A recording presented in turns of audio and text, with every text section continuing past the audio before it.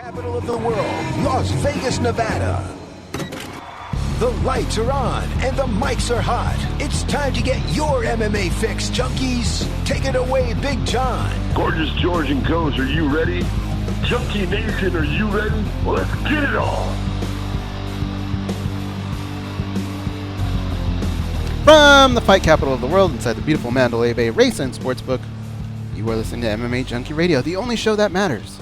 Sorry to say that in front of you, Richard. I always feel bad when we do that. Yeah, it's the only show that matters. Yeah, because your show matters too. But it's a lot okay. of show matters. But when you say it in your head, in my head, I just go. Yeah, right? You roll your eyes? Okay. I know. What about MMA tonight? RJ might take offense and AJ. I'm okay with those guys taking offense to things because chances are throughout the day, they're going to be offended. For the most part. So I really feel bad about hurting Richard Hunter's feelings and Misha Tate and Ryan McKinnell's feelings. Boxing, I'm okay with hurting their feelings. Just the sport in general, you're okay with hurting boxing's feelings? Mm-hmm. No. Sorry, at the fights. The specific show. Yeah, Sure. Say that's really painting with a wide brush. Gabby, I would feel bad about hurting her feelings the next day. Josh, I'd feel bad at the moment. And Andre, I would feel bad about a week later, I think. That's how it breaks down. But I love you guys all. Today's going to be a fun show. On our show today, we're going to have CM Punk. Mm-hmm. He's going to come on. He's going to talk about CFFC.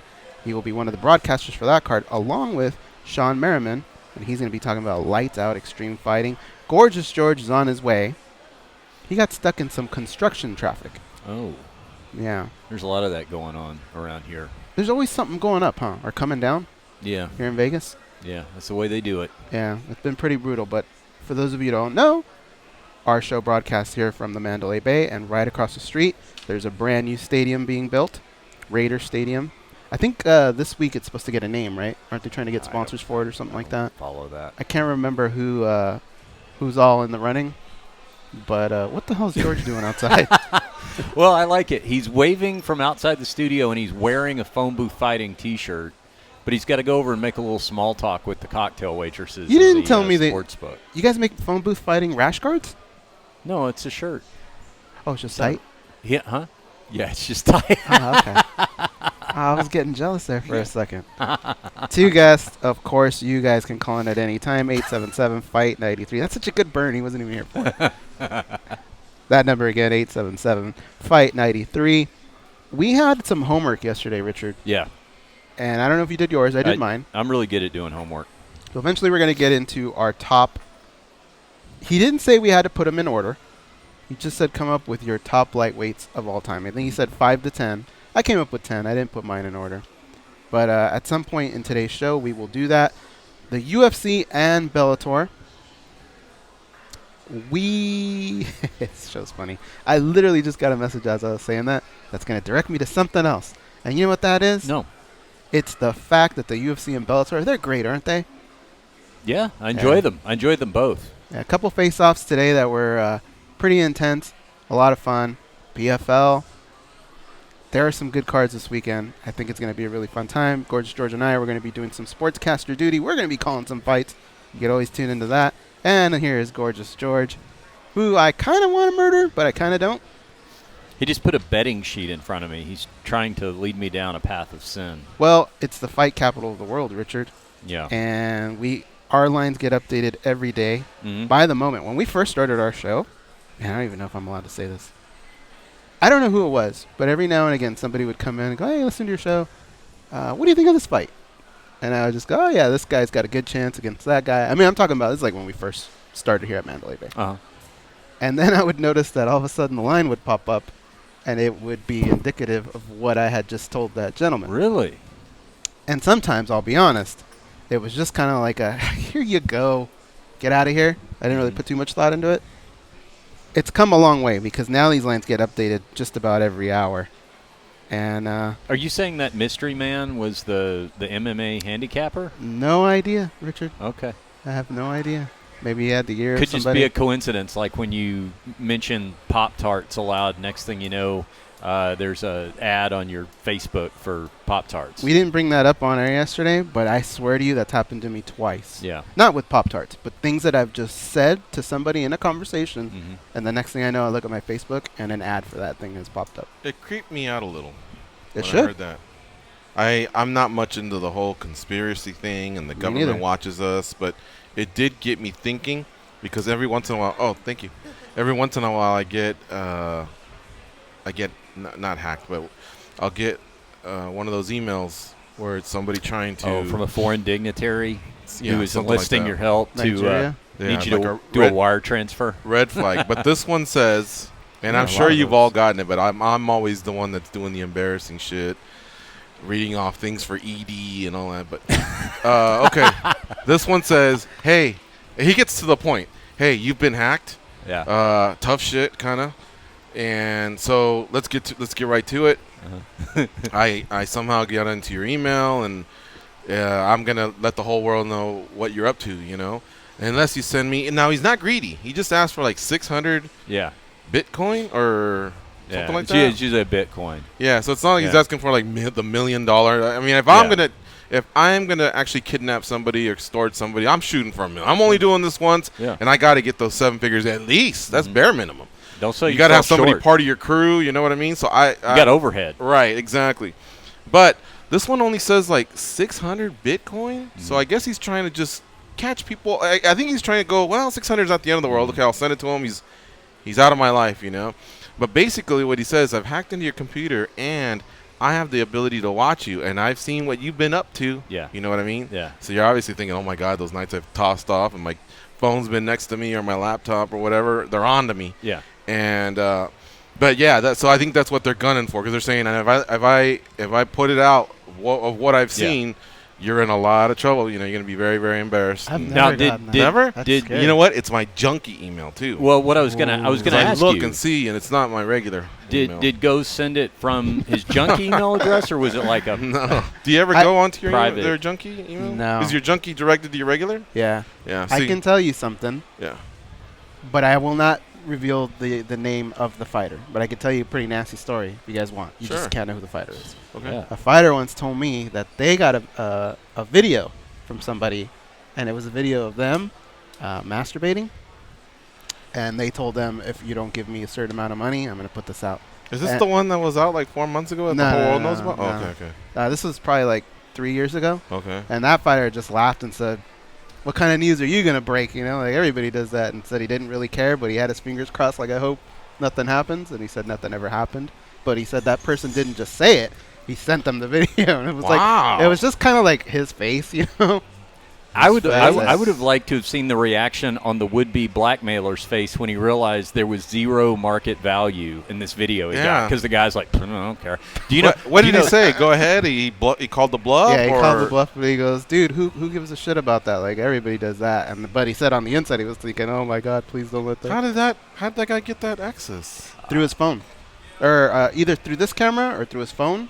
But Yeah. he said you could tell. Oh, so it was like he was looking at a screen. He like said one of you those could tell, situations and where it he's was- Skyping with someone or whatever? No, just like if The guy you're wrote- watching on your laptop, but they turned on your camera and Alright. recorded you from your own thing. That's why you got to put a little piece of tape over the Yeah, camera. I know a lot when of people who do that. you're doing Really? your business. Yeah, they always have something right here. Yeah. Because if You you're know, not going to use it, why have it? a very similar email, that whole like I caught you doing naughty things in front of the camera deal. That email, that spam email, got sent a couple of weeks ago to every girl in my brothel. And yeah, and the funny thing was, unanimously the reaction from them was like, "What? Okay, Yeah, really? Like, This would help. This would help with my marketing. You're hooking me up. That's interesting. All right. Yeah. Well, I am sorry that I think this is the first time I've been tardy in about 5 years. Oh, okay. I cut it close. I won't Yeah. deny that. But I literally just had traffic that wasn't moving, construction traffic that wasn't moving. I take the same route every day, but I don't know what happened today. I account for the traffic, but this one just bottled into one lane, and it was ridiculous. And then once I was really only late like 30 seconds. Yeah. But then I go, let me get these odd sheets and let me go get a gozy drink. Well, I like I've that. had a rough afternoon, so they're making me a gozy. Oh, that's the gozy. Can you pass the gozy to me, please? Oh, yeah. Well, I like that shirt you got on, so I'm in a forgiving mood for sure. The waitress, she's cruel. She goes, who's the dork with Frank Mir? All right. And I go, no, I'm just kidding. No. Yeah, of course, man. You gave me this as a gift, and I figured today was a good day to rock it. The phone Right booth on. fighting T-shirt. Yeah. All right. So, fun show today. We're going to talk to CM Punk. We're going to talk to Shawne Merriman. And those interviews will be coming up. First, Shawne Merriman, 8:30 p.m. Eastern, 5:30 p.m. Pacific. And then we'll be talking to CM Punk, and that's going to be in the second hour. Merriman is promoting a fight card coming up in Burbank, California, so we'll talk to him about that and to see if he'll be what happened? A little bit, right? Sorry. Oh. And to see if he'll be maybe getting the bare knuckle on anytime soon, because that's the last time I remember he was going to be involved in anything was him. And that thing actually went south, right? Yes, Yeah. he was going to actually get down and bare knuckle, but now he's promoting. Yeah. And on the other end of the spectrum, CM Punk, who has had tons of success as WWE performer or entertainer, wrestler, excuse me, a 3-time world champion. I think he's been a tag team champion, and he's fought in the UFC, and now he's a broadcaster. So that's pretty cool. If you think about it, he trains in martial arts, he's competed in martial arts, and now he's broadcasting in martial arts. So dare I say he's maybe catching up the amount that he's dabbled in our sport than in the sport he came from. Because over there, I believe he was mostly just a performer is what we knew him as. Yeah. Well, he's clearly committed to it. You Yeah. know, you can say that about him. I mean, there was obviously a lot of controversy about how quickly he was brought into the UFC and the spot he was given and all that kind of stuff. But apart from all that, you can't deny the fact that he trained, got on with a good camp in Duke Rufus, and is obviously trying to make up for a lot of lost time in terms of not only training but education in the sport. Mm-hmm. All right. Look, this weekend is huge. We got Bellator 221. We also got UFC 237. They're both on Saturday. The main card for UFC 237 kicks off at 10 Eastern, 7 Pacific. For Bellator, it's 9 Eastern, 6 Pacific. However, tonight, PFL is kicking off Season 2. And some of the, I don't want to call them prelims, but that's how they divide it up, is just basically the main card, and the prelims is what they call them. But every fight is equal. And, I mean, I'm sure there's a difference between who they put at the top as listed as a main event for their ticket sales draw and everything, but every fight is equal. They're all trying to basically acquire points so that they can make it to the playoffs, and a few of those early fights have already started coming in. I won't give out any spoilers if you guys would like me to hold off on those, and that's fine. I usually do that when we're just talking about a few hours. It's fair for people to get home and capture the show however they want. When it's been 24 hours, though, that's a lot to hold on to, you know what I mean? Anyway, so yeah, PFL is going, and that's going to be a lot of fun to watch that season unfold. $1 million at the end, remember.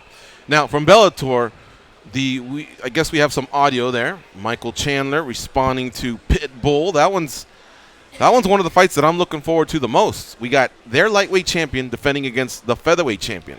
Except there's some bad blood because the lightweight champion, Chandler, knocked out the featherweight champion's brother. It was pretty wicked, man. He knocked him out. And as he climbed the fence to celebrate, the other brother almost climbed the fence and told him, "I'm gonna avenge this." So I don't know what he told him exactly, but I'm gonna kick your ass. And they were face to face. So this one's been building up. Told him. This one's been building up for a while. Beat it, nerd. Yeah, beat it, nerd. Yeah.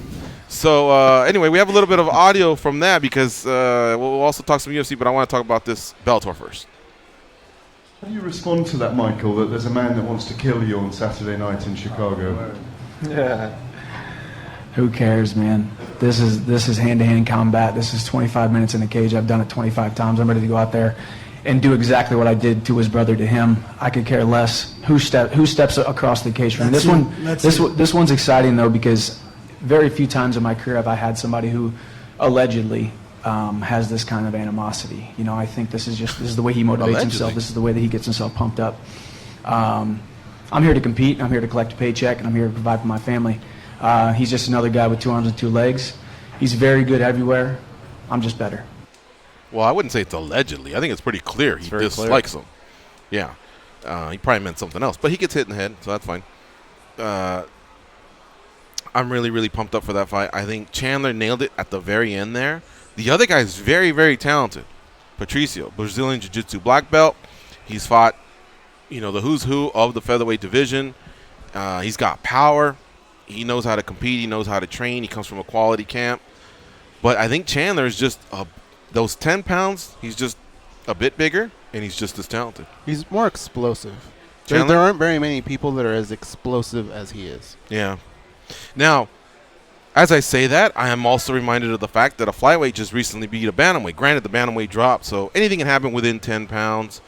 And this fight's going to be very, very competitive. Again, Bellator 221 on Saturday. And, of course, UFC, they're doing their face-offs and things like that. Have you guys been catching that? A little bit, yeah. Rose being Rose? I would say that it's pretty much everyone. It's no hostile territory over there. Like, everyone's pretty respectful. Have you guys seen any? I haven't seen all 13 matchups, but everyone, like, as I'm watching Embedded, everyone's got a lot of respect. Cannonier for Silva.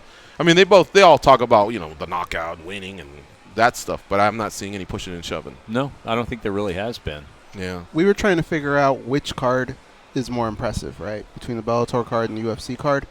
And the one thing that I didn't realize until you walked in here was that if you look at these fights, I'm going to give you the lines here, okay? Yeah. This is what I'm looking at. Minus 125, minus 150, minus 145, minus 120, minus 170, minus 145, minus 140.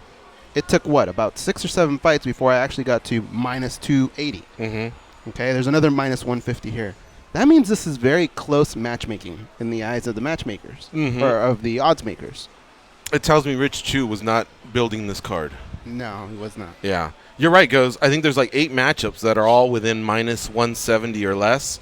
We got to get to Ronnie Barcelos and Talita Bernardo and Clay Guida before we get to the final 4, along with the one you mentioned, Irene Aldana, who are any greater than even just minus 200. Mm-hmm.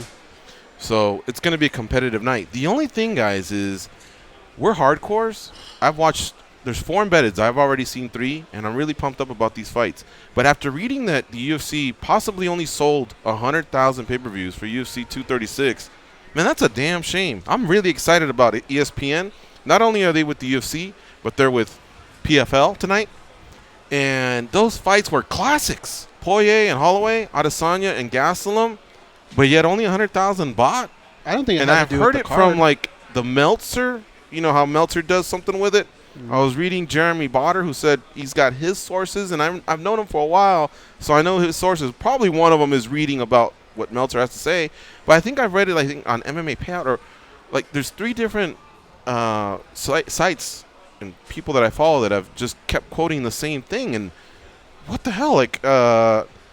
Is that are we going to maybe lose a few people early on here? Or well, what? I think the way. I think so. I think there's one of 2 possibilities with this, and it does look very perplexing. I think we would all do with the benefit of being on the inside of knowing exactly what the business plan is and how close to that this is hitting at this point. But if you think about it, okay, what would the pay-per-view have done if it had been the old way? Twice that? Well, yeah. You know what I'm saying? Yeah, I mean, you're let's right. just for 200,000. At least twice okay, that. but right? for the sake of conversation, let's just say they could reasonably expect twice that, right? Yeah. Okay, but under the new ESPN deal, because you have to be a subscriber to ESPN Plus to have the privilege of buying the pay-per-view, is this all going according to plan? Because that means they've got 100,000 locked-in subscribers, a number of which probably won't remember or want to cancel after 30 days. Do they see a residual benefit in having these people as recurring subscribers? I think there's a possibility there. Oh, yeah. I'm one of those that's guilty of that, where Well, I've signed up for something yeah. and I forget to cancel, and whether it's just that 1 month, and then I call and try and get out of it, and I can't. And But what I'm saying is maybe you don't want to cancel. I'm just saying that maybe that's the gateway.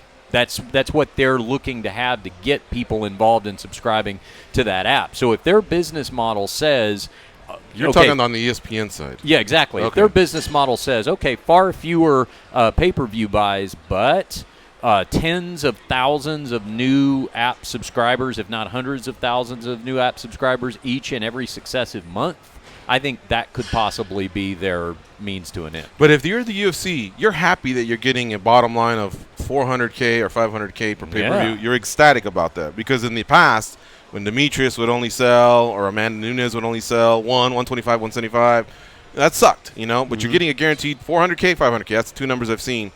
Even though you're seeing that, though, Dana White has a ton of money. He doesn't need more money. I think what he really wants to do is build the sport through ESPN, and I think there's going to be a stumble out of the gate. And what's really disappointing, even further than this, is there's been some great fights in 2019. I remember, like, out of the last 5 years, at least 4 of them, we went, boy, this first part of the year has kind of sucked. You know, we had a lot of fighters fight in the end of the year, and there's some contract negotiations and some injuries. But look at how the second half is lining up. This year, we got great fights, great main events, great results, and we still have the second half of 2019. Yet now I'm wondering, is this having the splash that it should? I mean, ESPN's all over it. There's many times where I'm just at night changing the channels and I put it on ESPN2 and I'm watching fights that recently happened. And to that point, I wonder if the UFC doesn't consider that a greater gain in this scenario, meaning that to get on ESPN, yeah, they're going to lose some people along the way just because they're narrowing the portal to get the content, right? I mean, you don't have 18 different ways to buy a pay-per-view anymore. You got one, and there's a $5 cover charge, essentially, per month to get it. But do they look at that and weigh that against the fact that, yeah, but now we're on ESPN, now the Gorgeous Georges of the world, but let's say the ones who aren't MMA fans, the ones who are just cruising ESPN late at night or whatever, are going to be exposed to this sport for the first time in a way that they never were before because they live on ESPN maybe? I don't know, man. There's something about the buzz of fight night and knowing that it's live. I mean, you can watch it, but I feel like you're basically killing time till you're not off or till your next show starts or till you finish eating or drinking. I don't know that you're like glued and pulled in. And the reason I say that is because didn't Spike used to brag about the replay? Or what was it? I forget. I don't know, man. I can appreciate it, and I think there's a draw to it, but there's something about a live fight night. I agree. I want to see more eyeballs on that. I agree, but what if they're new? I mean, we're talking about the kind of person that maybe has never really sat down and deliberately watched a fight before, and now they're seeing it for the first time on ESPN. It can't stay that way forever. Eventually, you want to move them to a live fight field. You want to move them to pay-per-view customers. But in terms of capturing them that first time, I'm seeing it through the lens of a guy that's already seen the fight, so I'm not as glued to it because I know the result. I mean, let's go back to the Ultimate Fighter first finale. Now, granted, that was live and you could see it live, but how many people maybe didn't catch it live, but if it was still the first fight they saw, even if hey, I heard I missed something awesome a couple of days ago, and they see it, as far as an initiation, that's probably still pretty impactful. Dude, I'm a routine guy. I'm used to my routine, and for the longest time, my routine was on Saturday. All right, I know the prelims are starting at this time, the pay-per-view at that time. I just got to be in front of my TV. But if you put the UFC in the same category as my Netflix, as YouTube, all those apps are all together, I'm very easily distracted. You love Cobra Kai, season 1, right? Yeah. Did you watch season 2? No, I've only seen one episode. There you go. That's something that you love, that you paid for, you have access to it, you just didn't get to it. And I think it's the format. If it were sitting on your DVR, the way you're used to turning on your TV every day, you would see it and you would go, I'm going to watch that. But because you got to go through all these hoops to get to it, you can put it I just know that I'm going to be a binger and I'm going to lose 2 days, too. I'll say this, though, to your point, because I'm the same way. I like things to be in a routine. But the streaming era, as far as ESPN Plus and even before that, I mean, we're a couple of years at least now into Fight Pass, right? I mean, we've been living with that for, what, three? Has it been that long Probably, now? Yeah. 3, 4, 5? But that did not affect my penchant for a routine. So if there was a card that was only going to stream on Fight Pass, I knew when it was going to be on and I watched it live. So it didn't impact that. I'll tell you what I'm more concerned about. Nobody's talking about this. Up to now, pre-ESPN, when UFC 237 airs on pay-per-view Saturday night, 60 days later, it's on Fight Pass. Where does it go now? Good question. It is a good question. All right, we'll have to find that out. When we come back, we're going to talk to Shawne Merriman from Lights Out Extreme Fighting, also formerly of the San Diego Chargers and Buffalo Bills, 2006 sacks leader. He's now in the promotion game, and we'll talk to him about that when we come back. And I also want to talk to you guys about some BJ Penn and Anderson Silva stuff that I heard. So it's going to be a fun hour here on the MMA Junkie Radio Show. Don't touch that dial. We'll be right back.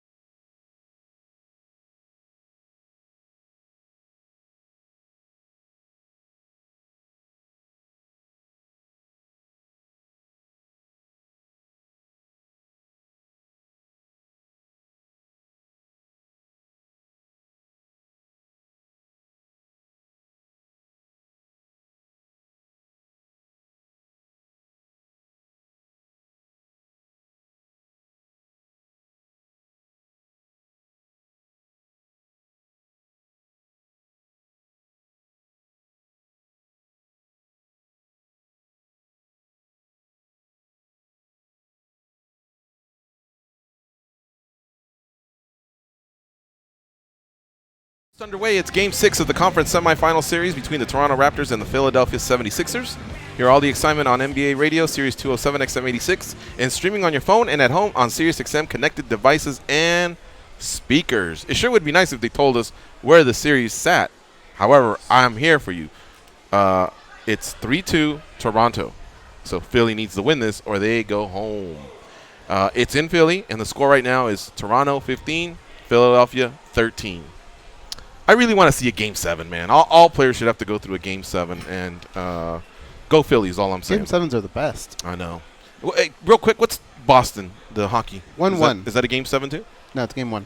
Oh, my bad.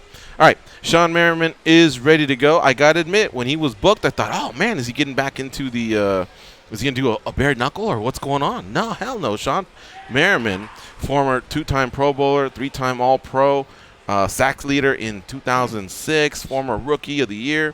He is now involved in LXF1 in Los Angeles this Saturday, so May 11th, at the Burbank Marriott Event Center.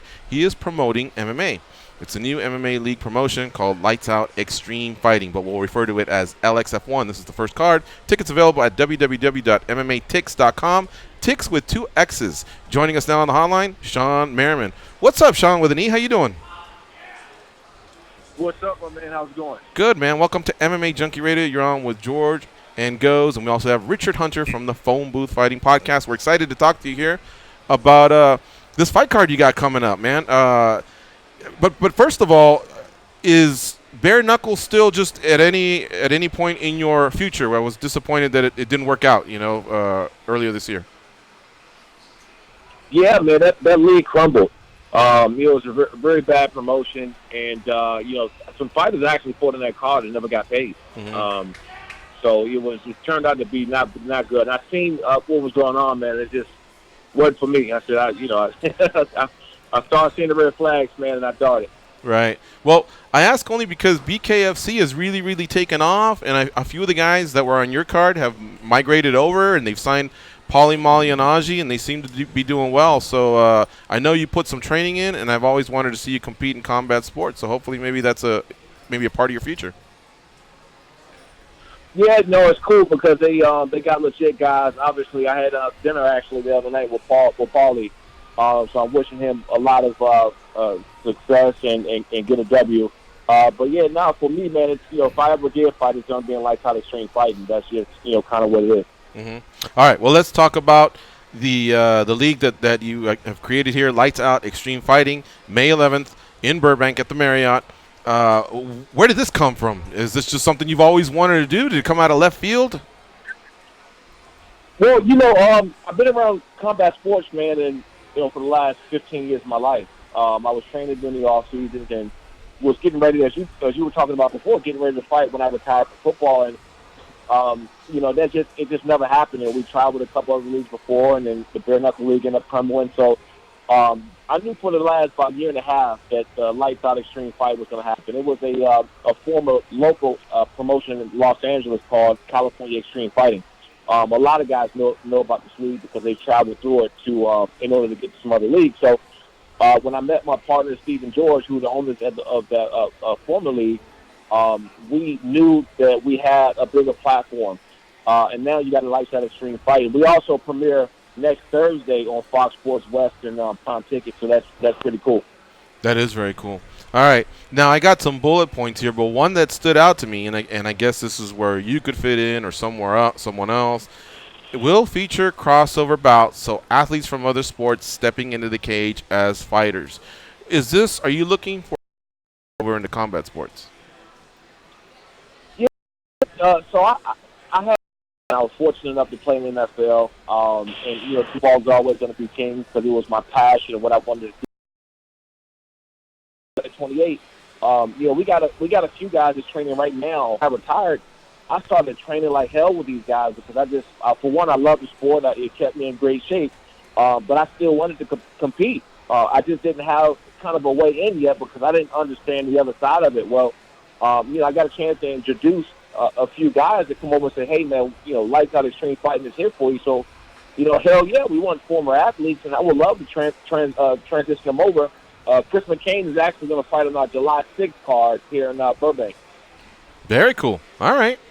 I'm already, my interest is piqued, that's for sure. Now, they got a bantamweight title, a lightweight title, and a heavyweight title. So they're coming right out of the gate in their debut event here for Lights Out Extreme Fighting, taking place on May 11th at the Burbank Marriott Event Center.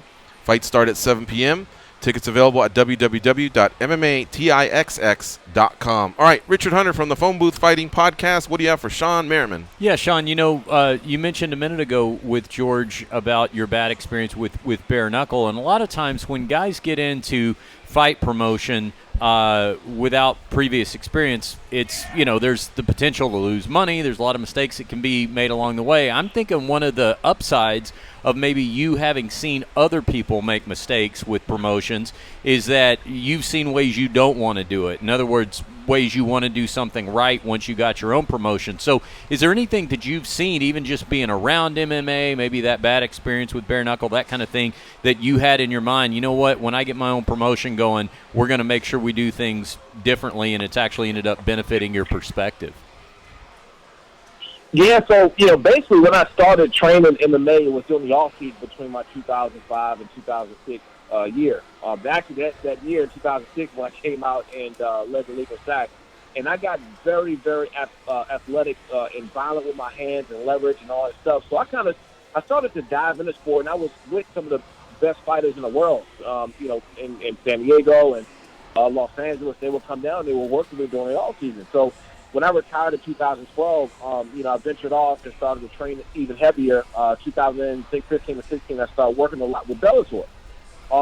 Just being around bigger organizations helped me out a lot to understand the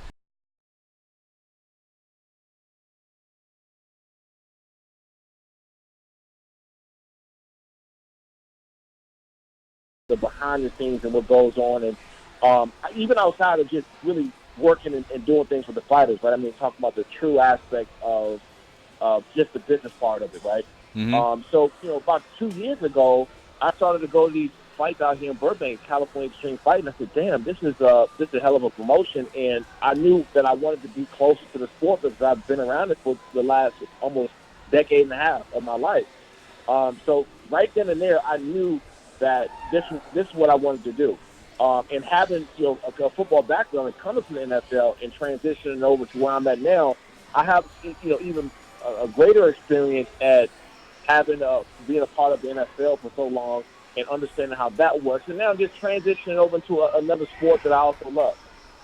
Yeah, that makes a lot of sense. And, I didn't think about the NFL aspect of it in the business sense, but now that you bring it up, Sean, a lot of fighters, when they lament poor pay or medical expenses that aren't covered, things like that, a lot of times they'll reference the NFL. Boy, we don't have the power that the NFL has. They have a union and all that sort of thing. But even though they're a long way away from that, I would think that they probably appreciate the fact that you've been on the NFL side of it and seen how it's possible to have athletes treated. They probably appreciate that, along with the fact that the promoter is somebody who actually has a background in martial arts training, yeah? No, absolutely. You're right about that. And that's what a lot of the guys do appreciate, that part of it, having that experience on the NFL side. And, people, every business has their gripes, right? I mean, people have problems with NFL here and there, whatever the deal is. But for the most part, you get treated exceptionally well. And so, with the access to train, not only just training, but the rehab and seeing appropriate doctors and really just bringing over a different side of it because of my past experience and having that knowledge on the other side. The guys really loved it, man, and we're about treating our fighters good. We want to do that. All right, we're talking to Shawne Merriman. Yes, former NFL Pro Bowler, NFL All-Pro, and sacks leader in 2006, Defensive Rookie of the Year, now involved with Lights Out Extreme Fighting. They debut their event LXF1 in Los Angeles. To be more exact, Burbank Marriott Event Center, 7 p.m. Tickets available at www.mmatix.com. All right, goes. What do you have for Shawne Merriman? Sean, I know in your football career you've been a part of a lot of big games where you've probably heard some pretty good pregame speeches. Have you thought about delivering one to your boys, and can you give us a little bit of a taste of what that's going to be like? Well, man, to be honest, I broke down the team every game my whole entire career. So, it's kind of a build-up, right? Because this is the first time out the gate. We're going to be, on a big platform with Fox Sports Western Prime Ticket next week. But I get a chance to go back and be with the fighters because that's where I'm most comfortable at, being around the other athletes. So I never really planned my speeches out. Even when my days of football, it was like right off the cuff. Right, I get in there and I'm feeling it. I see the fighters and I know they're getting ready for one of the biggest fights probably of some of these guys' lives because of what's coming out the gate and the eyeballs that's going to be on them. So I'm going to go back there. Whatever I feel, man, is going to come out. I walk back there with 3 belts because one of these guys is going to get it. I know it's called Lights Out, but grapplers welcome. And did you fall in love with that side of the sport as well? Yeah. Actually, I watched some of the what is it flow grappling, right? Uh-huh. Yeah. Yes. Yeah. So I recently, not too long ago, really got into watching that, and we're looking to make guys just transition over, man. I mean, this is such a great sport, and I think the biggest thing is people trying to figure out what's the right way to go about it, right? Because you have a lot of athletes that train in other sports that has been doing something their whole life, and they have something else to give. So we just want to give them another platform to do it. All right. Now, Shawne, let me ask you this. Give me the names of a couple offensive linemen that you battled for years that you think if they were made, if they still have any gas left in the tank, or you would have wanted to see them as a MMA fighter. Can you think of any? One that comes to mind that I trained with him doing some MMA is Richie Incognito.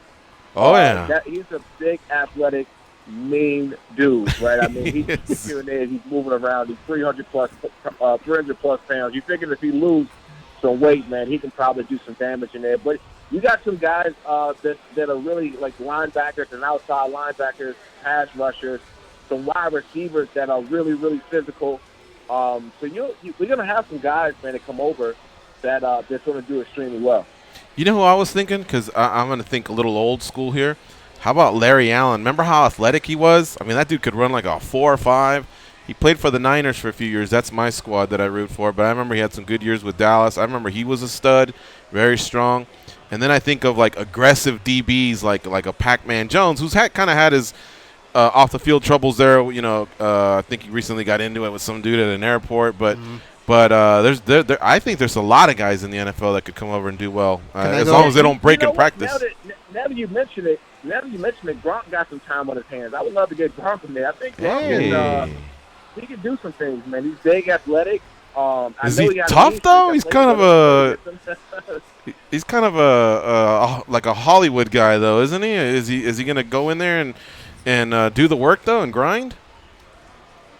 Hey man, if you can line up in a strong set and then try to drive me off the ball, you got a mean streak in you somewhere. That's true. So he might not walk around with it and smile and play around a lot, but he has some dog in it for sure. Gronkowski. All right, if he's listening, if he's in his Tesla somewhere in the LA area and he's listening to this interview here on Sirius XM, Fight Nation Channel 156, your boy Shawne Merriman's looking for you. Hey, Shawne, this has been a lot of fun, man. We watched you for many years in the NFL. You were a stud, and it's great for you to be a part of our sport. So we want to wish you the best of luck with this debut card. And I think you mentioned something about a June or July card that's already getting together. We'd love to preview that one with you as well. Absolutely. Love to have you guys out. And make sure you visit lightsoutxf.com, man, with all the tickets. And come on out, man, and I'll take care of you guys. We'll have some fun. All right. Thank you, sir. Thanks for the time. All right, there you have it, Shawne Merriman. He was a stud defensive lineman, man. He just gave me a great idea. What's that? Remember, UFC 1 was martial art against martial art. What happens when you put the judo guy against the sumo wrestler or whatever, which sport's more dominant? He's talking about bringing athletes from other sports in. Get one from each sport? I want to see a fight between a NASCAR driver and a PGA golfer. Here's what we got to do. I thought you were going to say like rugby or something like that. Okay. Do you guys want to do an 8-man or 16-man tournament, and we'll start picking sports? Okay. Who should be the representative for each sport? Sure. Yeah. When would you like that to occur? Man, if it were up to me, I'd do that shit right now. All right. Well, we can pull it off. We're going to go to break right now. You're listening to MMA Junkie Radio on Fight Nation Channel 156, excuse me. When we come back, we'll see if we can string that together. But I also want to go over a little bit of audio that came out of Rio de Janeiro, Brazil for UFC 237. We got a couple legends on that card. Could it be their final run? We'll talk about that when we come back.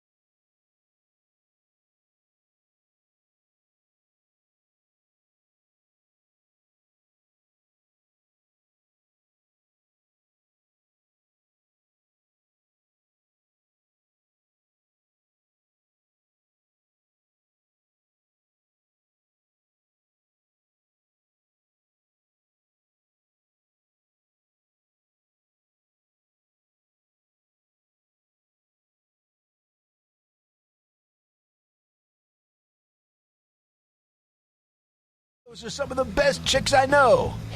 Here we go with more verbal sparring. Take it away, ladies. Big shout out to Jumbo Josh for lining up the Shawne Merriman interview. Follow Shawne Merriman on Twitter at Shawne Merriman, SHAWNE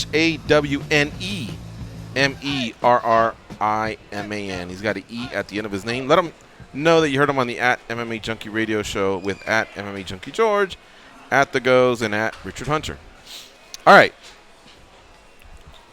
Are we doing the athlete tournament right now, or I don't want to mess this up. The audio cuts? I don't want to mess this up, so let's do the audio cuts. Okay. I'm going to write down some sports here. I only have 6. I think it's important that it's an 8-man tournament. That means but you got to rank them. So, number 1 has got to be the NFL. And I have to imagine number 2 has got to be like NHL, right? Those are probably the bigger guys. I don't understand what we're doing, though. Are we competing against each other, or are we all 3 of us building the tournament together? I think we should build it together. I think we build it together. I think the fun is going to be in the analysis. Okay, then I only need 6 because between yours and his, I'm sure some of mine will get eliminated. Right? Yeah, I think what we do is we agree on the sports Okay. first, and then the bracketing, what sport meets what sport in each opening round. And then along the way, I think maybe the finale is talking about what athletes could represent which sport. I think we got to agree on the sports first. The number 1 seed's got to be the NFL. I think the number 2's got to be hockey. Do we agree up to there? Oh, I still haven't done my hockey guy. Yeah, that sounds about right. All Yeah. right. Okay. All right. So, I talked about earlier Michael Chandler and the Pitbull brothers, Patricio Pitbull. That's who he's fighting.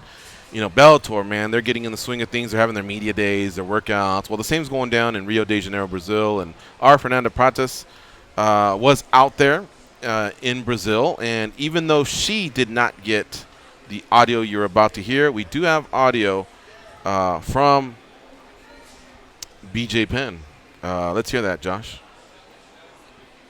I stopped thinking about legacy years ago. I fight because I know I will be back. I know I will be back onto the top again. I fight because of what I believe. I believe in myself. I believe in what I will do, and that's why I'm still here fighting today. Of course, I love fighting and this and that, but it'd be crazy for me to sit there and think, okay, I'm gonna go get my ass kicked again. No, I believe in myself. We're gonna go out and we're gonna go get the belt back. And why is doing? It sounds to everybody else. Just want everybody to know, everybody out there, things might be hard.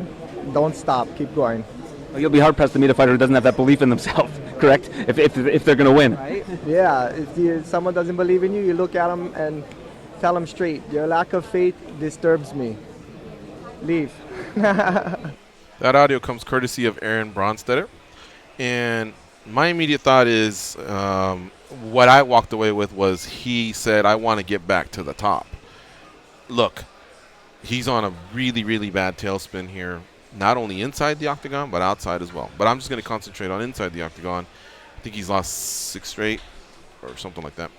And he actually, with a loss to Clay Guida on Saturday, would have the record for most consecutive losses in the UFC. Does that mean he's not one of the all-time greats? Nope, doesn't mean that. But I don't think he's going to make it all the way back to the top of the mountain. He's just older now, and he hasn't been fighting as well. And even though he says, hey, I got to have this certain belief, I just think concentrate on the belief that you can beat Clay Guida. That's good enough. You're BJ Penn, for crying out loud.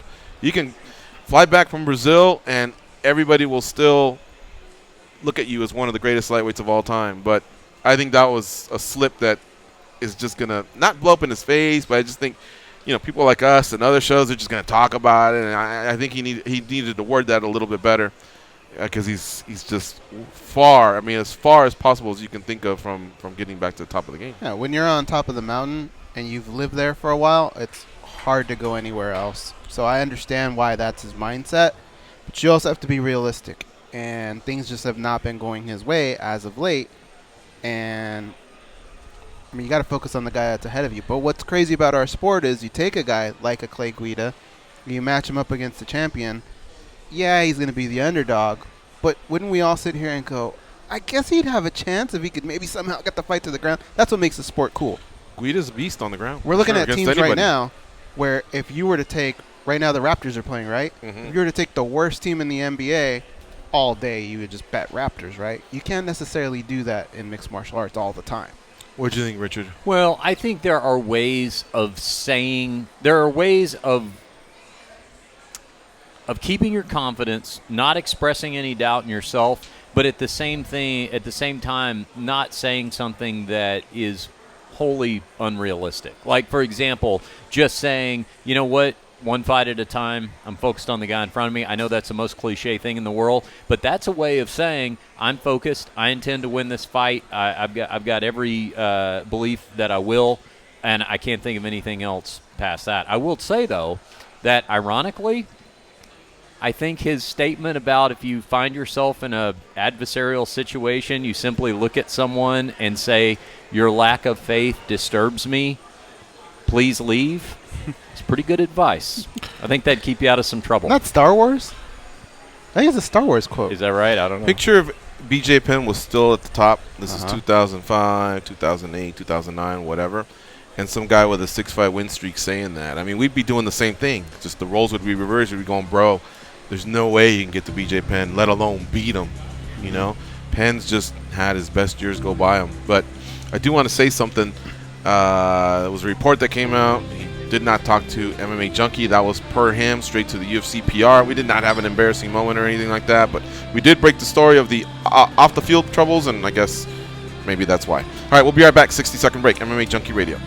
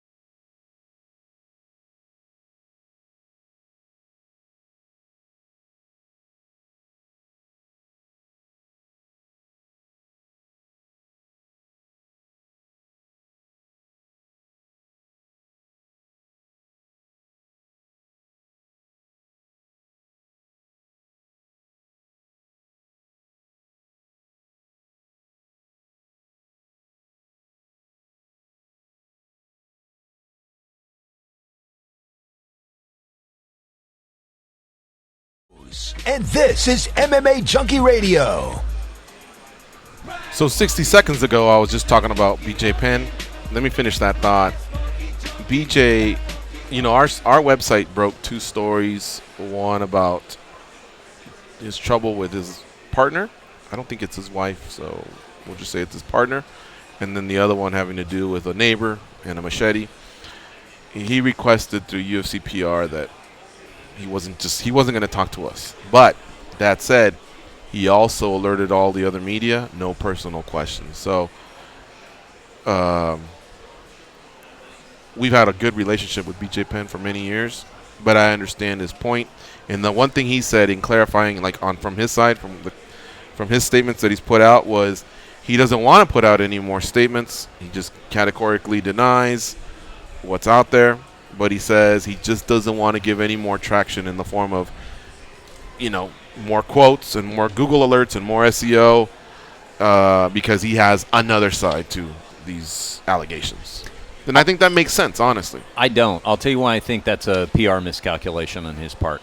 Anytime somebody has something uncomfortable that they don't want to talk about, and maybe they can't talk about, you know, maybe the legal thing, whatever, the best thing they can do is if they're in an interview situation, is if they're asked about it to say, I'm sorry, I can't comment on that. At some point I do have a lot more to say about it. Because here's why.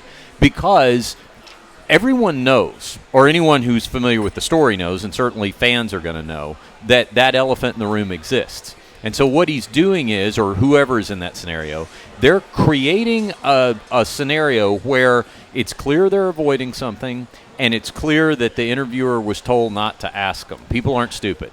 So they realize that. And that is creating he's where he says he doesn't want to create any more instances, he's actually creating another one by creating that scenario. I once interviewed Ike Turner. Ike Turner does not like to talk about beating Tina, okay? But he knows. Well, what game were they playing? No, I'm just kidding. He knows he's going to get asked about it. So when you ask him about it, he says, well, you know, I'll say this, and I don't really want to say anything else about it, but he's got kind of a prepared answer. It's a long time ago, whatever he says. But the point is, it satisfies both roles, the interviewer and the interviewee. It doesn't sound like he was dodging it. The interviewer did their job, and then he's free to talk about whatever album he was promoting and all the rest of that. And why would that question from the past have to do with an album years later, though? It doesn't. But it's something that it's like asking Pete Rose about betting on baseball. Who hears Pete Rose interviewed and doesn't think about the fact that he's banned from baseball for life? It's the kind of thing that is going to come up, and I think that's fine. And one other quick point about... But see, I would say, Richard, if I was interviewing him, I already kind of have a feeling he's going to either no comment or next question or whatever. Okay. And so I don't even know that I'm going to, like, waste my time.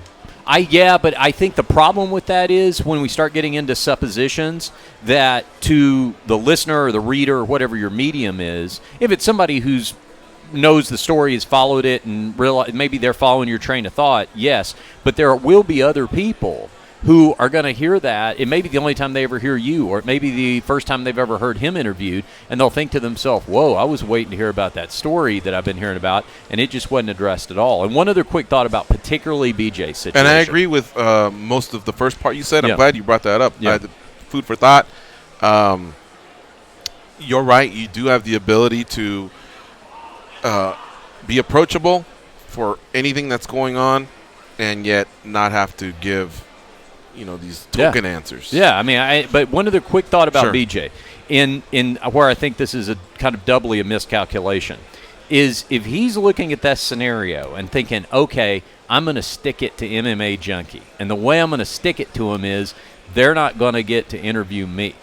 I think certainly even at this point, I mean, legend as he is, I think it actually harms his PR situation more to do that and then have it out there that let word get around that he specifically avoided talking to MMA Junkie than it does for MMA Junkie to not be able to interview him because you still got audio from him that somebody else was able to pull. I think he has far more to lose by creating that situation that didn't exist before with MMA Junkie by denying specifically them access than MMA Junkie has to lose by not getting an interview with him. If I were his PR person, I see that too. that's what I would say. If I didn't know anything about the incident, but I know about BJ Penn, and then I heard him say that, the first thing it's going to make me want to do is Google what the hell Would he's it be talking about. easier, though, if he was in a dais to do that? Because remember, they do these media days now where they're by themselves. Mm-hmm. And so Richard Hunter will walk up and say, how you doing, man? Tell me about your camp for Clay Guida. Mm-hmm. And he'll answer 10 questions. You walk away, goes from MMA Junkie Radio, comes up and says, hey, man, tell me about your camp for Clay Guida. You see what I'm saying? It's not, you're not fielding it the one time where you can kind of address everyone and everyone in the same room moves on from that. No, I hear you. That's like maybe 15 times in 1 hour. Because these fighters are instructed to know that, hey, they're all the journalists are circulating, so the different questions are going to keep coming up. No, that's comes along with the job. But what I'm saying is that it completely diffuses it if he just says, hey, you know what, I'm sorry, I just can't get into it. I would like to at some point in the future, I will, but right now legally I just can't talk about it. And that's it. That's it done right there. Because then if you keep on, now you're the bad guy. Then whoever's listening to it goes, man, he tried to be polite about it, and the guy just kept dogging him and kept dogging him. Okay. I think he's making it too complicated by doing all that. All right. I think it's time for the daily debate. How about that? The brothers Garcia seemingly can't agree on anything. Everybody knows it's duck season. Rabbit season. Duck season. Rabbit season. Whether it's food, Less filling. Tastes great. Less filling. Tastes great. gambling, Always bet on black. I like red. Black. Red. Black. Red. Black, dummy. or even social media. Instagram. Snapchat. Instagram. Snapchat. The same applies to the biggest stories in MMA. Time for MMA Junkie Radio's Daily Debate. This one's going to be fun, guys, because the voting was one of the closest I've ever seen. I guess the only way you can top this is really just 25, 25, 25, 25, or maybe one day we'll have a 24-26, 24-26, but this is pretty close. Here's the question. Today's hashtag daily debate question for at MMA Junkie Radio. You ready, Richard Hunter? I'm ready. All right. Undefeated fighters Michael Page and A.J. McKee enter Bellator 221 with the two longest winning streaks in the promotion's history. Do you think they'll both remain unbeaten? Let me fill in the blanks. A.J. McKee faces Pat Curran, a former featherweight champion. Michael Venom Page faces Douglas Lima, a former welterweight champion. So they don't have tomato cans ahead of them. But yet they are still undefeated. Here's how you can answer the question. Yes, they both will remain undefeated. No, they both won't remain undefeated. And I think by that you're saying they're both losing. And then this one is where you can say only McKee. That means he wins and MVP loses. And only Page, vice versa. Goes? It's a nightmare of a question because my answer would have been, I think one of them's going to lose, but you're making me pick which one. For sure, I don't think either one. I don't think they're both coming out with victories here because the competition is very, very tough. They're great fighters, but this is very good competition. Both former champions. So if I had to pick one of them to lose out of those two, I think it's going to be Michael Venom Page. I'm going to go with him. So you're going with only McKee? McKee will win, yeah. Yeah, Page will lose, and only McKee will win. Yeah. I'm not feeling great about it, but that's what I'm doing. A fellow Manchester United fan you know. turned your back on. I know. All right. Richard? I agree with Goes. And thank you, Richard. I agree with him because, yes, they are facing two former champions, but in Curran's case, you're talking about a very long layoff, longest layoff of his career, 1.5 years, I think, at this point. And I know that during that time, for Curran. Got it. Yeah, because of injuries. And I know that during that time, in fact, I just interviewed him for the podcast a couple of days ago, and he was talking about how during that time he had a new baby, he worked a day job. Firefighter, right? Huh? Is he a firefighter? No, pipe fitter. Pipe fitter, okay. Asked construction, stuff like that. Asked a lot of questions to himself about did he want to continue and things like that. Now, I'm sure come fight time, he's going to be as competitive as he can be. But I think if you have to designate an X factor, it could be that he's had a real 18 months or so of some soul searching and indecision. Did he have a lot of stories about laying pipe? No. No, the career's just starting? Unfortunately, I was limited on time, or else we would have gotten into a lot of pipe-laying double entendre. Okay. Mine was just clogged or what? Yeah. All right. Couldn't get into the groove. I got a story about him, but I don't want to leak it right now. Oh, I got it. Oh, okay. Yeah, just put that one down the drain. All right, so let me give you what I think is going to happen. I think basically they're both facing former champions, except Lima's still in his prime. And I think Curran respectfully he hasn't been fighting as well as he was when he was at the top. And he was battling, Daniel Strauss was one of his big opponents. Yeah, I would say only McKee. However, Page is really unorthodox, and he covers so much ground. And Lima, I don't think, has seen anything like Page before. And not that Page has seen a world champion. You don't just call world champions to come in and mimic another world champion, former world champion, I should say. But still, I think you can find someone that has the all-around skill set of what a Douglas Lima can bring to the table. But MVP really is. You'd have to call what, like Genki Sudo or maybe Israel Adesanya or John Jones, like guys that can just switch stances and mess around. And I don't know, man. So part of me wants to go with yes. And what if he is the truth? I dare you. Go with yes. Here's what I don't. Okay, if you tell me they're only standing, it's a yes. If they're only standing, they're going. It's a yes. But it's Lima's all-around game is what's scary here. One of them's going to lose. Yeah. All right. Here's how it broke down. No. That they won't remain undefeated, 30%. Yes, that they both will remain undefeated, 24%. Only McKee, 26%. Only Page, 20%. Yes is a ballsy answer. It is, but I'm telling you, if Lima's stubborn, these are tough fighters they're facing. If Lima's stubborn and he stands too long, these guys use 4-ounce gloves, and if Page puts it on you, you remember what he did to Evangelista Cyborg's skull? I mean, he cracked it with a knee. He can cover so much ground. I think Lima would be better served instantly. Go after those calves with the kicks, or maybe just get this fight to the ground, grind him, steal some of that energy or whatever, bank around, but definitely don't want to stand there for too long. Now, I'll read a few of these from Junkie Nation. These are some of the comments that came in. There's levels to this game, and Lima is going to show that. That comes from Bumble Badge MMA on Twitter. The next one is here. He says, possible. You never know what's going to happen in MMA. As long as the fights are good, the result shouldn't matter. At Mr. S Music 9. And he's so true, man. We spent a lot of time breaking these fights, but the good thing is at one point we do get to enjoy it. And I think both of those fights are going to be amazing, man. MVP against Douglas Lima. Remember, that's the Grand Prix. The winner advances to the finals for $1 million. That's pretty huge. And the Grand Prix belt. And if you meet Roy, well, actually, you're going to fight for the world title, too, because whoever comes out of Rory McDonald and Neiman Gracie, you're fighting them for that belt. So this has really been huge for that promotion. On the McKee Curran side, I believe both guys will make it to their featherweight Grand Prix that starts later this year. But McKee gets a really true test here, and he's finally getting these true tests because both of these guys have kind of had the I don't want to say the easier path. It's just that they haven't faced the ranked fighters for a while, so finally they're getting to that. There you have it. There's today's Daily Debate brought to you by the MMA Junkie Radio team and Richard Hunter from the Phone Booth Fighting Podcast. All right, let's get back to Jordan Burroughs. We talked about this yesterday. He wrestled versus Ben Askren, and he defeated him 11-0. There was a technical fall.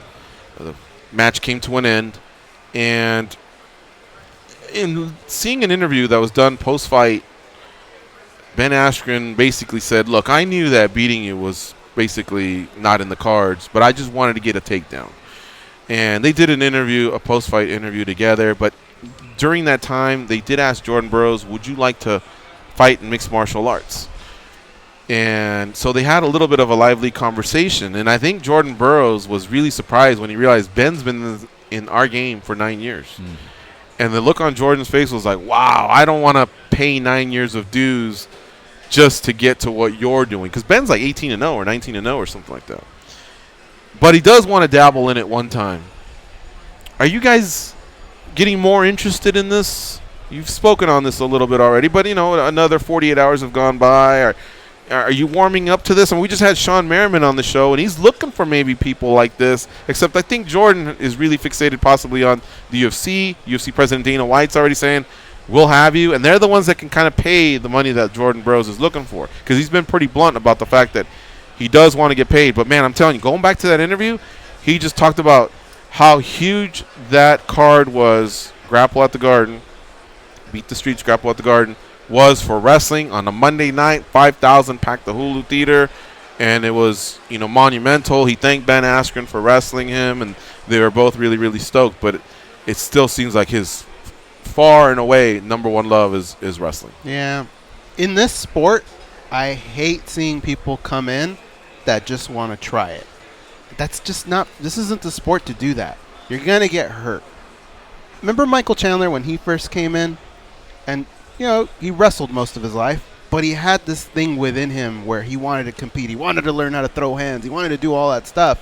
I don't know that Jordan wants to do that stuff. I think he just kind of wants to show up and see what it's like. And I don't know if that's a good idea, because I want to remember him as one of the greatest wrestlers of all time, not the guy that came in and got smoked in the UFC. Well, what about this? What if, you know, don't put him in there tomorrow, but give him 6 months or a year or whatever it is. See if he will do, again, to reference CM Punk. I know that didn't turn out well for him, but at least CM Punk got with a good camp, stayed with a good camp, showed up to training. He got paid $500,000. Respect to those guys, yeah. And and he didn't have Jordan Burroughs' background. So let's see what a year at ATT or Rufus Sport, you know, wherever you're going to send him, is going to do for him. And another thing, I mean, that's if we're talking about the UFC. Now, if you're talking about outside the UFC, I think the conversation shifts dramatically. Because in a lot of these cases, from guys that have wanted to do this. Like Herschel Walker. Yeah, all the way back. James Toney, remember that? Well, he got paid $500,000 as well. Yeah, but what I'm saying is if it's not the money, if you're talking about sending them somewhere else to try this first, then I'm way more open to it. Back in the day, you could do it, because take a guy like Mark Schultz. He came in, he had one fight in the UFC, right? He won. But Jordan's clear that he wants to make a lot of money if he does it one time. Yeah. And as I think of this, I wonder if Greg Hardy's like, wait a minute. Like, if Greg Hardy's listening to this show, he's going, you mean to tell me James Toney got $500,000? CM Punk got $500,000?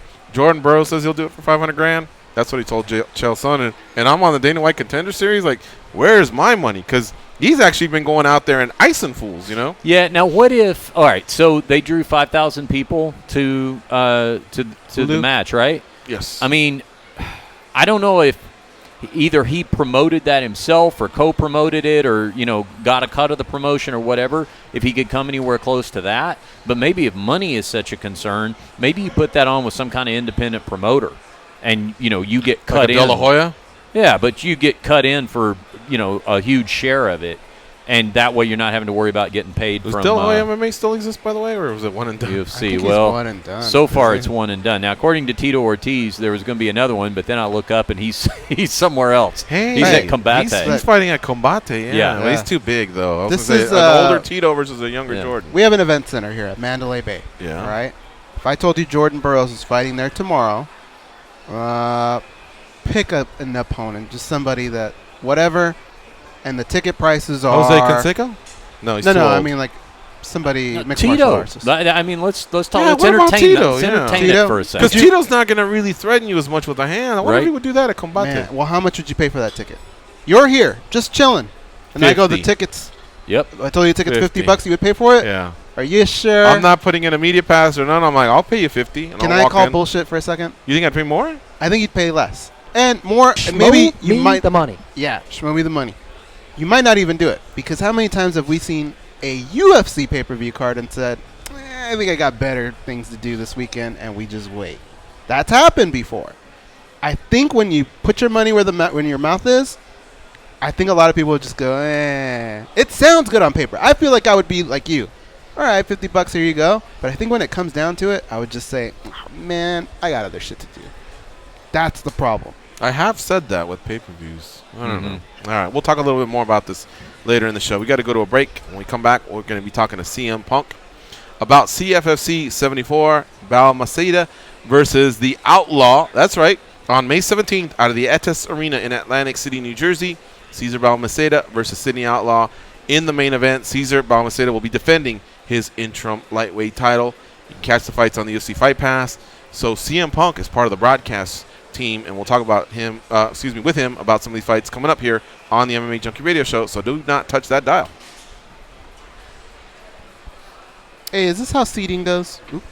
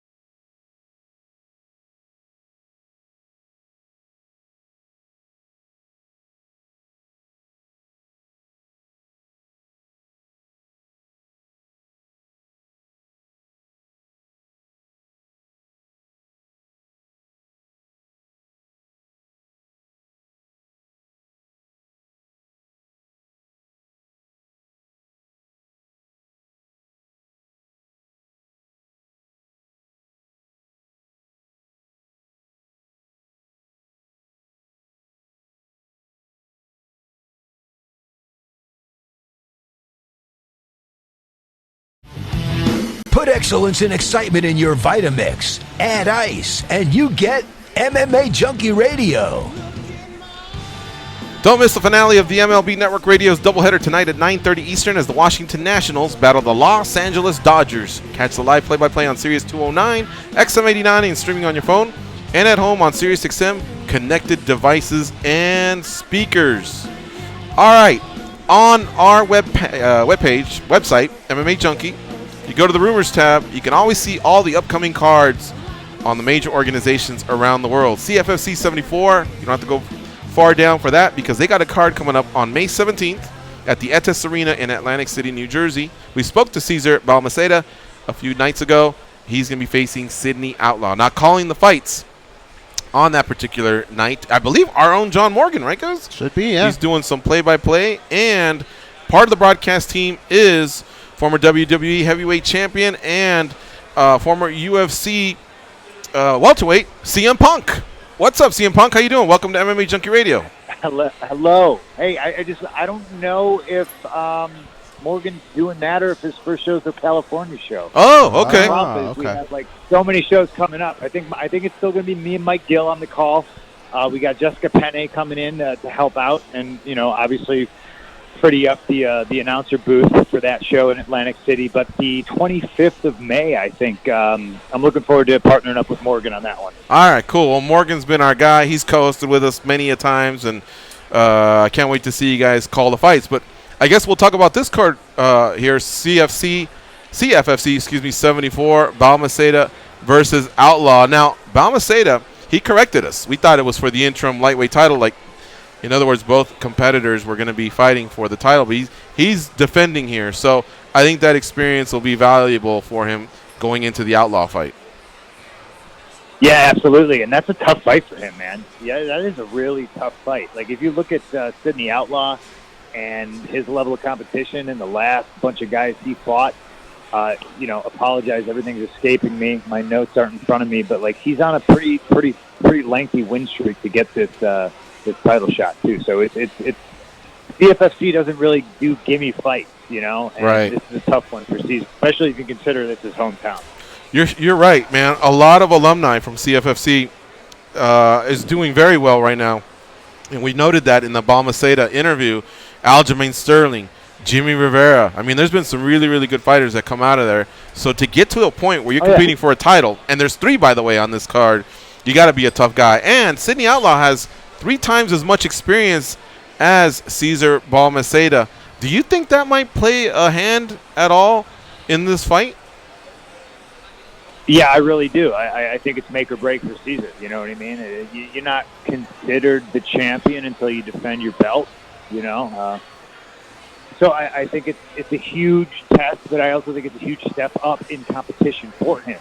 So, all eyes on him on this night. I think the pressure's high. Right. I mean, if you go back to your martial arts training, 3 years later, I'm sure you were way better than the first year that, whatever was you're training in, Brazilian Jiu-Jitsu or all of MMA. And I'm sure in your second fight, whatever training camp you had for that, you had to have been way more in a groove than the first attempt. No, absolutely. And it's just that's the game. It's always evolving. I think that's how you see champions get caught. Champions that are on top and dominant for so long, they have this litany of fighters that are watching them, and they watch their every step, and people get figured out. Ronda Rousey got figured out. It's something that happens. So Cesar may have an advantage because there's more tape on Outlaw. I don't really know, but it goes to show the caliber of fight that CFFC puts on, and I'm excited to watch it. Now, let me ask you a question about experience, just to stick with this theme. What do you think? What was it more about with you, and what do you think it is more about with MMA fighters? Is it a calmness to it all? The more that you do it, does the game slow down for you when you have maybe more experience than your opponent in precarious situations, or maybe in all situations? How would you categorize the value of having more experience than your competitor? Well, I just think it's immeasurable. I think it's just reps, and I don't even think that's just an MMA thing. That's just a life thing. If you want to break it down, we all don't know how to speak when we're born. We all don't know how to walk. We learn how to crawl first, and it's a process. So the more reps you have, the more fights you have, the more mat time you have, you're more oftentimes than not going to have been put in precarious situations, and in those situations, away from the eyes of the fans, commentators, announcers, everybody, where the fighters are made. You got to figure out then and there if you have what it takes to either fight out of a bad position or learn from a mistake. CM Punk is our guest here on MMA Junkie Radio. We're talking about CFFC 74, Balmaceda versus Outlaw. Now, that's not the only title fight on this card. UFC Fight Pass, 9 p.m. Eastern, May 17th. Balmaceda will be defending his interim lightweight title. But we also have Pat Sabatini against Fabricio Oliveira for the featherweight title. And we also have Joey Periotti versus Emmanuel Wallo for the bantamweight title. All right, let me turn it over to the co-host here. Goes, what do you have for CM Punk? Now, this is a situation here where it's a big stage. There's going to be bright lights. There's going to be a lot of people. It's on Fight Pass. You fought under the same circumstances. What kind of advice would you give fighters about those big crowds, the big bright lights? How do they get that out of their system and just focus on their opponent? I don't know if you do. You know, it's just something it goes back to what I just said about the reps. You know, you just have to do it to experience it, and you learn from it. You know, you learn from it or you run from it. I'm not sure a lot of people can block things out, you know, and a lot of the times your adrenaline, you know, it's on 11. So you're walking to a cage and you're not necessarily listening to the crowd. You know, you're trying to win a fight. So you just got to be focused on your opponent. Distractions, I think a lot of these fighters at this level in CFFC, believe it or not, probably deal with a lot more distractions than anybody you see fight at a higher level, Bellator, UFC, you know, a professional fight league, whatever. You know, a lot of these guys got jobs, you know, fiancés, wives, children, you know, and those are the distractions, I think, that matter. You know, I don't think any of the fighters at CFFC are stepping in the cage worried about, you know, like what the crowd's doing or being cheered or booed.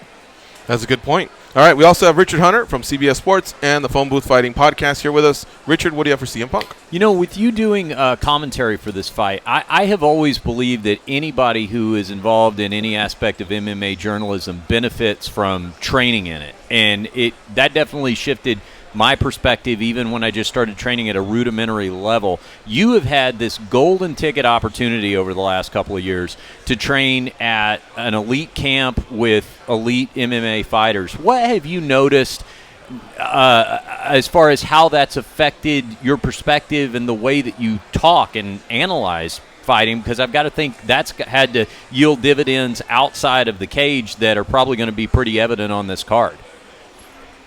Yeah, you know, when I approach, I mean, training at all, you know, no matter what the level, I think training at all helps. You know, you look at a guy, probably the top commentator in mixed martial arts, Joe Rogan. He's always been a jiu-jitsu guy, but he's, you know, he did kickboxing, I think, in the late 80s in Boston, you know, so Joe knows his stuff, and that always helps. And what helps about it is I think you have a very healthy respect for what the fighters do, what they go through, how they train, their daily routines, what it's like to be put in certain positions that you see. And I'm watching PFL right now, you know, because Sarah's fighting right now, and I'm super excited for her. So like I'm watching her take mount and just do what she does. But Sarah Kaufman, I think it's key. You know, I will watch other broadcasts, and you know, not to name names. I'm not here to rake anybody through the mud, and it's also a preference thing. I don't like it when people kind of disparage fighters, or you know, I'm not there to do that. I'm not there to make light of anything. I'm there to call the action, give a little bit of perspective, because I have been in, you know, fights. I have been in that position. And I think that aids that. And I just want to help all these fighters. I want to see them get to the UFC. You know, I'm that guy that goes to a concert and I see a band, and I want to be able to say, oh, I saw them play a bowling alley, and now they're, you know, headlining. You know, I want to see these men and women make it to the next level, because I really, truly, I just love the stories, and I love the triumph of the human spirit, you know. All right, one offbeat question, because I have a Saturday night ritual. At 8 p.m., I break out my rabbit ears, I turn my television onto MeTV, and I sit down to watch Svengoolie. I do not miss this show if I'm home on a Saturday. And a couple of weeks ago, to my surprise, onto Svengoolie's set walks CM Punk. So it was a pleasure to see on that. I wanted to ask you about your connection and your relationship with Sven. My connection and relationship with him is I'm a kid from Chicago. You know, I grew up watching these things, and what a charmed life I've had. You know, I've been on, as far as like local Chicago legends go, I've been on the Bozo Show. I was on that when I was like 8 years old. so to be, I'm still a big kid, and I got to be on Svengoolie, and I met him, I think, originally. I do one convention to meet fans and, sign autographs and stuff a year, and it's here in Chicago. And I think I just randomly met him through that. And I've been a fan of his since I was a little kid, and it's nice to be able to – he just invited me on one day, and it was great to go on there and mess with all the set and see what it's like. And, it was like a charmed life I lead, I tell you. No, it's awesome. When I see a fellow Svengoolie fan, you kind of give that knowing nod. You're like, I spotted a Svengoolie T-shirt on the back of John Five's album, the guy that plays guitar for Rob Zombie. Oh, yeah. And I mentioned it to him, like, hey, is that a half a Svengoolie shirt right there? And he's like, you're in the cult. Good eye, good eye. It's a pretty obscure reference, people outside the Midwest. Well, we get it down here in Vegas. That's the only reason I bought rabbit ears, is so I can pull that show in once a week. Nice. All right. CM Punk, there's 3 title fights on this fight card. CFFC comes strong. How did you link up with CFFC? Who came to you, or did you come to them? They came to me. Well, it was Dave Schaller. Dave Schaller famously worked. For people who don't know who are listening to this, Dave Schaller is the man who stepped in between John Jones and Daniel Cormier. Right.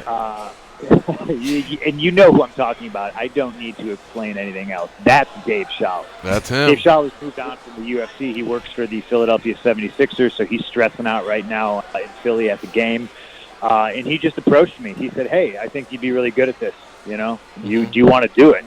And I said, yeah, absolutely. And they paid me to do it too. But, I didn't even ask what they were going to pay me. I just said, yeah, that sounds like it'd be fun. It's something I'm passionate about.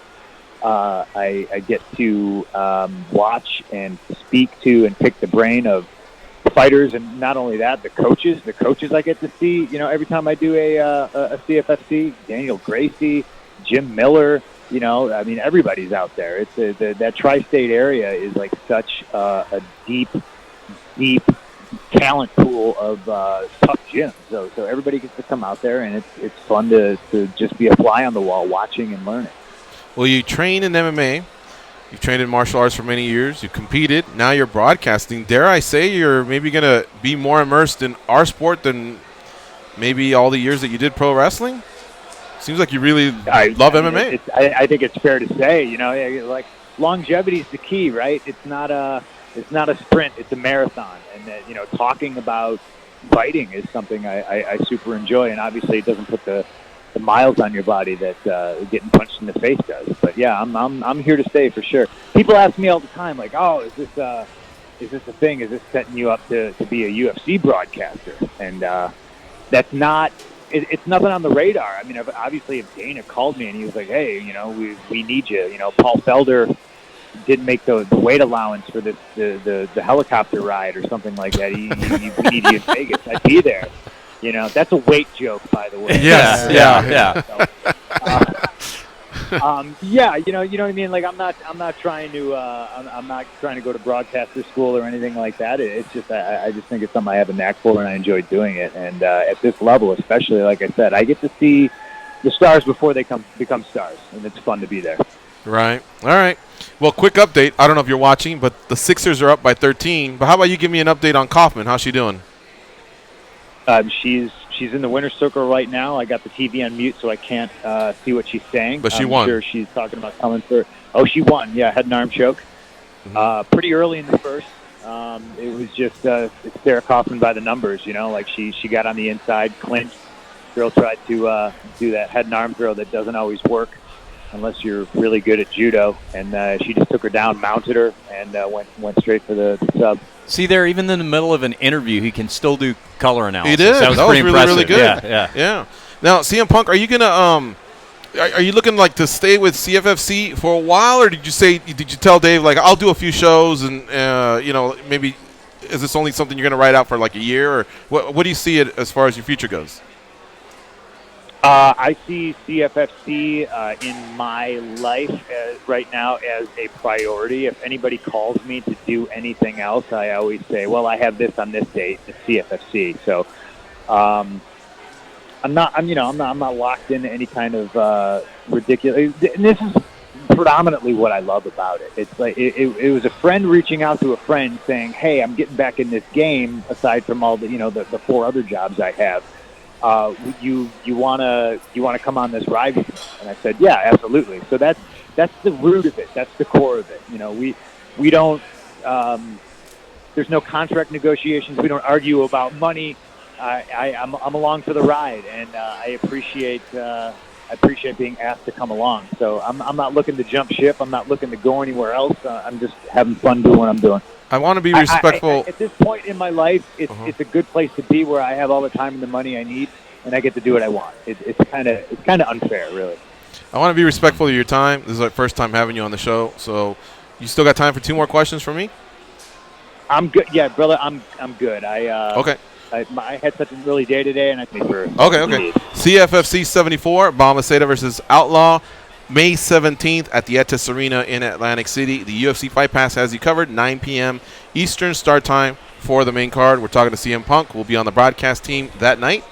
I wanted to ask you this, and I wanted to go back to like the second question we were discussing as far as lifting people, and you said you didn't want to critique, but here's something that I struggle with, because we've been doing this radio show for a while in our sport, and sometimes I feel like the athletes are a little bit touchy when you do critique the performance.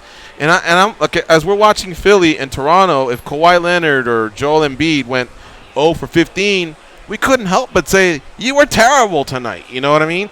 And so Sure. Can you define, like, as far as like your broadcasting, you just want to shy away from adjectives that disparage a fighter, or is it because you feel like you're part of that brotherhood, or will you call it like you see it if that's what comes to your mind?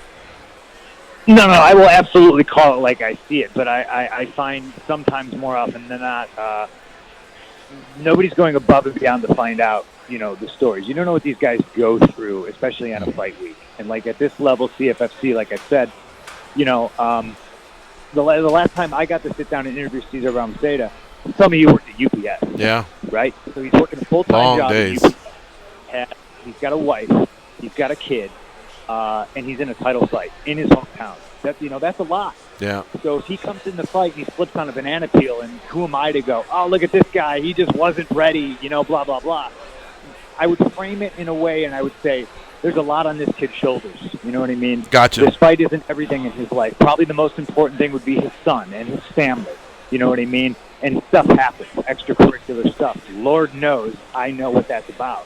You don't know how people's weight cut goes. So I would frame it in a respectful way. But, yeah, absolutely. Like as a sport fan, yeah, you can criticize, but not trash. Right. If that makes sense. Gotcha. Okay. Yeah, I definitely not trying to trash anybody. Criticism, yeah. I mean, look, I criticize me. Look at my 2 fights. Criticize me all you want. You know what I mean? But like, you win or you learn. Right. Okay. And then my other question was, obviously you have the gift of gab, and when you spend time with these fighters, have they ever picked your brain about what's so important? And it's not just your performance, but it's the connection you make with the fans, whether it's in the post-fight interview, which is very key, the pre-fight interview, or just other ways of connecting. Is that something you get solicited for a lot, or is that something you ever just offer if you see that someone could use it, but maybe they just haven't had they haven't wanted to ask you, maybe they feel like they're troubling you with it, or they don't think you would be interested in sharing that with them? No, it's a fascinating question, and things are different at this level. Again, I think winning at this level is so extremely important that there really is no emphasis on post-fight interviews and the trash talk and everything, because you could be the best trash talker at this level, and if you have a losing record, chances are you're not being looked at by the UFC here either way. What I do is I make myself available to the fighters. I normally post up as they're coming in to fill out the last of their paperwork and do ticket exchange info and stuff like that. And I'll sit there and I'll be like, hey, I know you guys are cutting weight. I know it's fight week. I'm here for you guys. If you want to talk to me now, if you want to talk to me tomorrow morning, you tell me if you're going to be on the treadmill in the morning, I'll come talk to you. I make myself available so they can use me as that mouthpiece, so they don't necessarily have to stress about it. I want to learn as much as I possibly can from these fighters, and then their job is to win, and then that's when they need to turn that switch on in the post-fight interview, you know, call-outs and all that. But I also feel like that's 80% on me to lead them and ask them the proper questions and spotlight, you know, what they did good in the fight, and, you know, make sure I'm not just asking dumb questions like, oh, how did that feel? You know, like I want to be there for them to sort of prop them up and lead them down the right path. CM Punk's preparation reminds me a little bit of Brian Stan. Remember he would do that? Yeah. He would go to the training room. He would go to the sauna. He says he would catch the fighters at some of the opportunities that other broadcasters don't do it. So good on you, CM Punk. I don't know if you got that from him, but I think that's very cool to see you kind of immersing yourself in these cards and in these fighters. I'm 100% flattered you mentioned his name, because that is a guy that I absolutely miss doing commentary. Yeah. And I didn't necessarily steal that idea from him. I just think that's the smart play.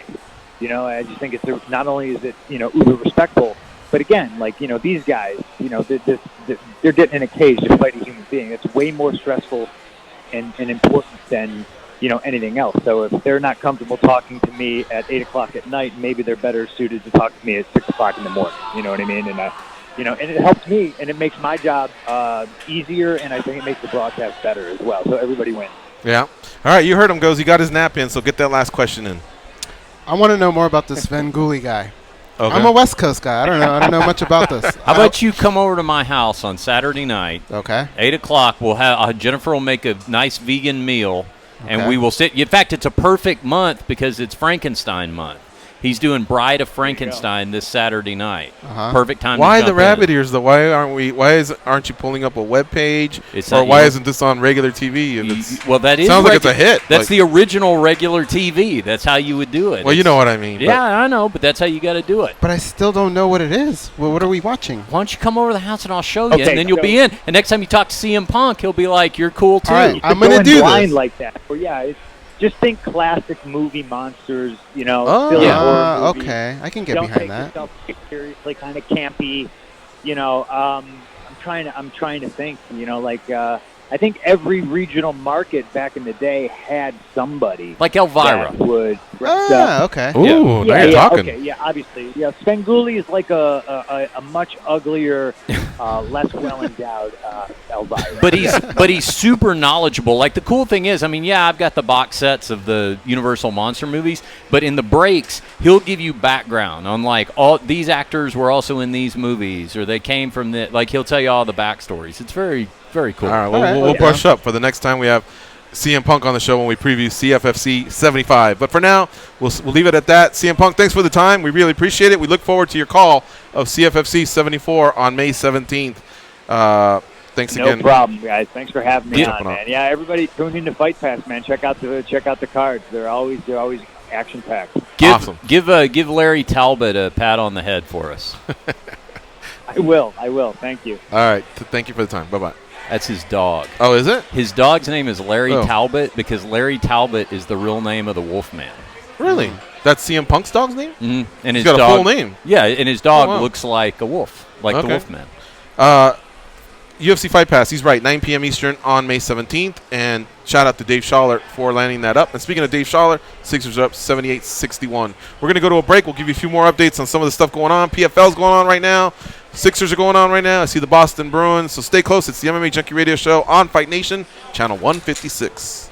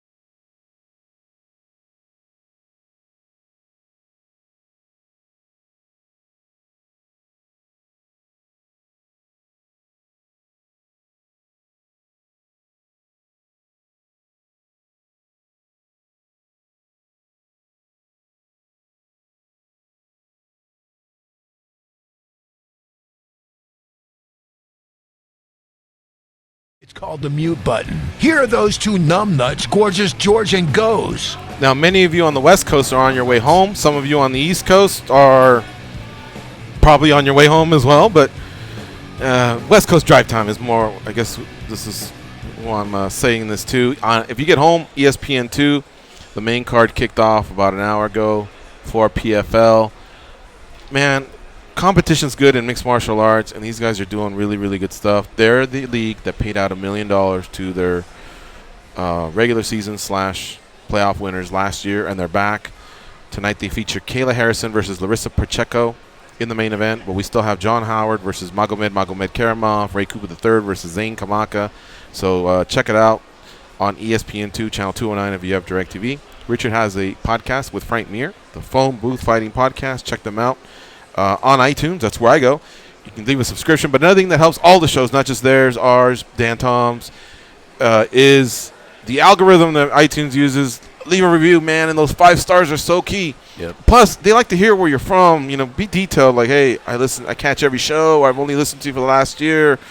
You know, I'm Zane from Hawaii or whatever you want to say. And but it always helps. We like to read ours on the air. Do you? Yeah. We've done that as well, but not in a while. But we don't get that many. But we'll take them. We'll take them. If you've been listening for a while, I'm telling you, it only takes like 90 seconds. And we'd really appreciate it if we got that from you. An update on the basketball. Philly 83, Toronto 65. I mean, it looks like they'll go back to Toronto for Game 7. And then the other one is a new series that's just starting now. So it's Boston against who? Boston, it would be the winner of... I'm going to say Boston and the Rockets in the finals. No. Boston Bruins in hockey? Oh. Who are they playing? You said it was Game 1? They're playing Carolina. Carolina, okay. Yeah. The Celtics got eliminated. Yeah. They got eliminated 4-1. They won the first game, and then the Bucks came storming back. Hey, let's set the parameters for this Let's do it. outside the box tournament using athletes from other sports other than combat sports. So no judo, no wrestling, no boxing, no taekwondo. You just want the sport, or you want some names? I got them both. Let's do the sport for now. Because we have to agree on what sports we're putting in. Yeah. Yeah. So we're going to go 16 then, not 8, right? Okay. Do we have 16? All right, you got the big 4: football, baseball, hockey, and basketball. That's got to be in. All in. Okay. Right, those are your top seeds. I got soccer.